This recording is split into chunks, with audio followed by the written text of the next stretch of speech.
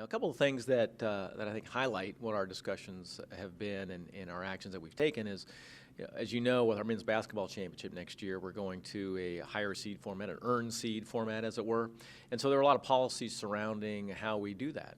How do we go on campus? How do we accommodate the teams and institutions and those various rounds of the tournament being on campus now? And so we talk a lot about those policies, that format.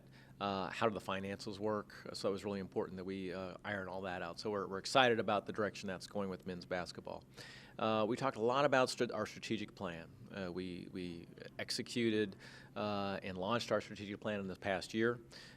Looked at how are we doing against it, which for the most part is really favorable on achieving the goals that we've set out to achieve in the strategic plan. And we talked about how we can continue to enhance what we're doing through that plan moving forward. And one part of that is we talked a lot about diversity and how to promote and enhance diversity within the Big South Conference and its members. And we have some initiatives and some programs we're very excited about what we're going to try to launch in the future, and really developing a policy for how do we address diversity within the Big South Conference and the importance of that. So I was real excited about the conversation we had with our CEOs and with our administrators. Well, we've had a very full agenda. We considered a number of measures that were passed by our athletic directors, what we call a consent agenda. That went very well. Some very good actions were taken there. We heard from two representatives of the NCAA this morning, John Parsons from the Sports Science Institute.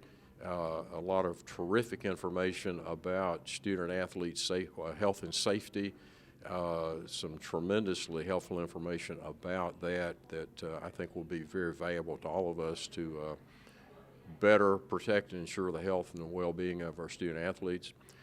We also had time with Kevin Lennon, also of the NCAA, about a number of governance issues. That also was tremendously helpful. A lot of very thorough information that was very helpful to us.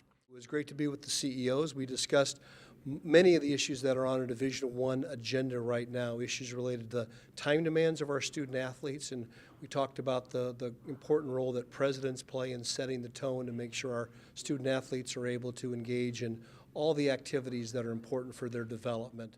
Next year, we're going to see a new branding initiative in the conference. Just talk about what that might look like in 2016-17. Again, very excited about that and excited about the support we have from our members to really talk about how are we branding the Big South Conference and how we can improve to do that.